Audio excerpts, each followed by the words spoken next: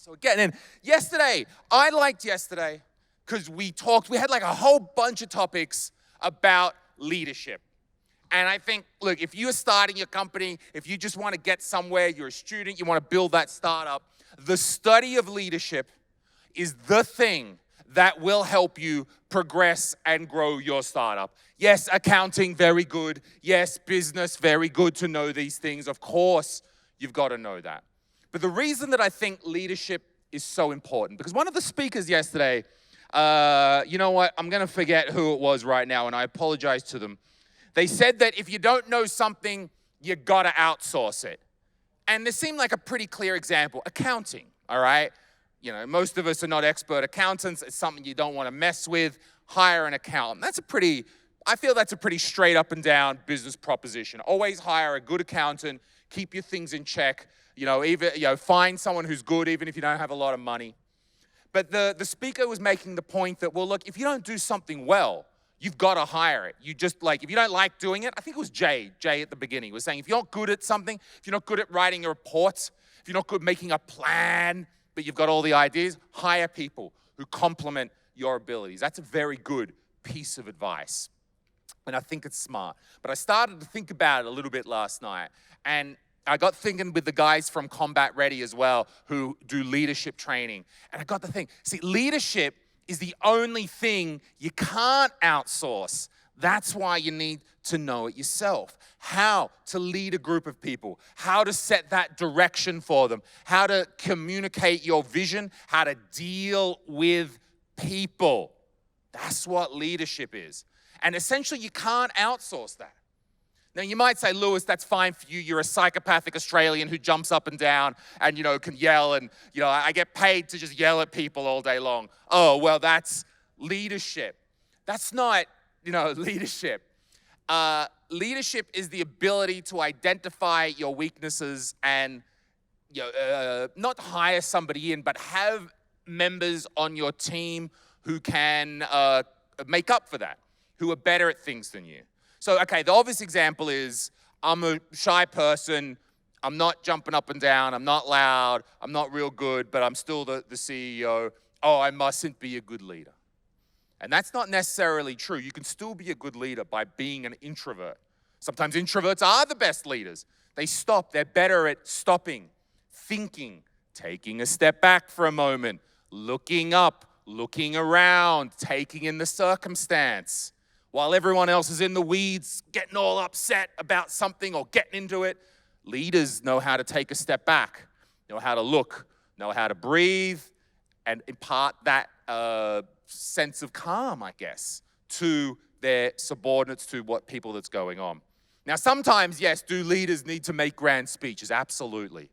So sometimes, yes, that's going to happen. You may need to work on that skill. If you're a little bit shy, a little bit introvert, that can happen. You can get help on that.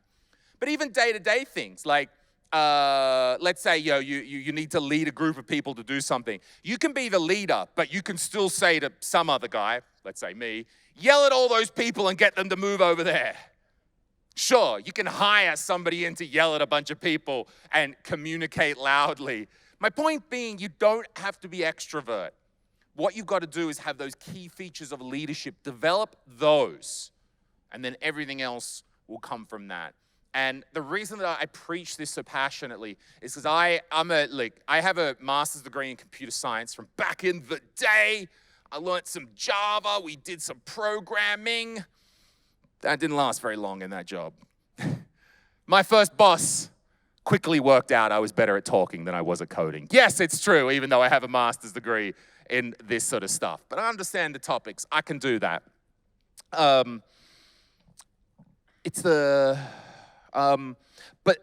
it was before the pandemic. It was even before the pandemic. And for some reason, I stumbled on the concepts of leadership. And this is something you can learn. You can study. There are rules. And you can, it's not just like some mystery thing like, oh, they're a leader. They're just good at that.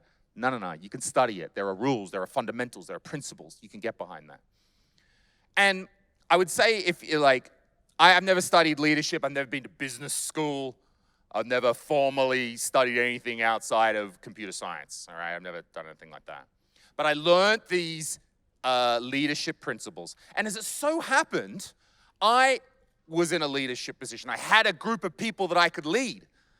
Comedy Estonia comedians. Oh boy.